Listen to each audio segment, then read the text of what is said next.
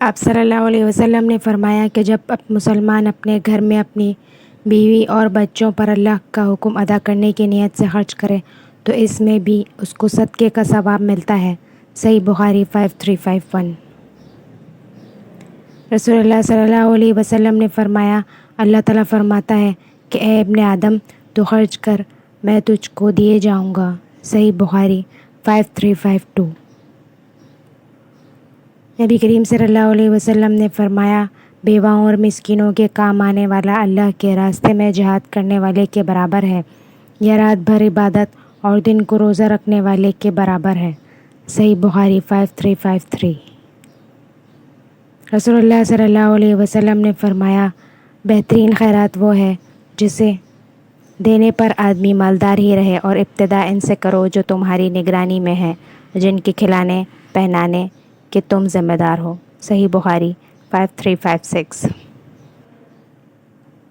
ہند بنت عتبہ رضی اللہ عنہا حاضر ہوئیں اور عرض کیا، یا رسول اللہ، ابو سفیان ان کے شوہر بہت بخیل ہیں، تو کیا میرے لیے اس میں کوئی گناہ ہے اگر میں ان کے مال میں سے ان کے پیٹھ پیچھے اپنے بچوں کو کھلاؤں؟ حضور صلی اللہ علیہ وسلم نے فرمایا کہ نہیں، لیکن دستور کے مطابق ہونا چاہیے۔ صحیح بخاری 5359۔ حضرت جابر رضی اللہ عنہ نے بیان کیا کہ میرے والد شہید ہو گئے اور انہوں نے 7 لڑکیاں چھوڑیں۔ یا راوی نے کہا 9 لڑکیاں، چنانچہ میں نے ایک پہلے کی شادی شدہ عورت سے نکاح کیا۔ رسول اللہ صلی اللہ علیہ وسلم نے مجھ سے دریافت فرمایا، جابر تم نے شادی کی ہے؟ میں نے کہا جی ہاں۔ فرمایا کنواری سے یا بیاہی سے؟ میں نے عرض کیا کہ بیاہی سے۔ فرمایا تم کسی کنواری لڑکی سے شادی کیوں نہ کی؟ تم اس کے ساتھ کھیلتے، وہ تمہارے ساتھ کھیلتی، تم اس کے ساتھ ہنسی مذاق کرتے، وہ تمہارے ساتھ ہنسی مذاق کرتی۔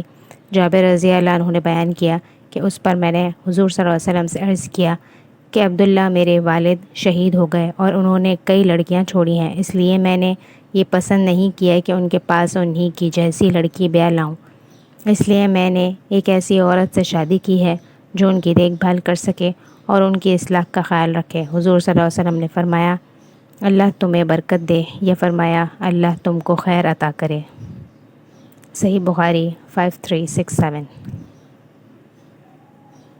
رسول اللہ صلی اللہ علیہ وسلم کے پاس کسی شخص کا جنازہ لایا جاتا جس پر قرض ہوتا تو آپ دریافت فرماتے کہ مرنے والے نے قرض کی ادائیگی کے لیے ترکہ چھوڑا ہے یا نہیں۔ اگر کہا جاتا اتنا چھوڑا ہے کہ جس سے اس کا قرض ادا ہو سکتا ہے تو آپ ان کی نماز پڑھتے، ورنہ مسلمانوں سے کہتے کہ اپنے ساتھی پر تم ہی نماز پڑھ لو۔ پھر جب اللہ تعالیٰ نے حضور صلی اللہ علیہ وسلم پر فتوحات کے دروازے کھول دیے تو فرمایا کہ میں مسلمانوں سے ان کی خود اپنی ذات سے بھی زیادہ قریب ہوں، اس لیے ان مسلمانوں میں جو کوئی وفات پائے اور قرض چھوڑے تو اس کی ادائیگی کی ذمہ داری میری ہے، اور جو کوئی مال چھوڑے وہ اس کے ورثاء کا ہے۔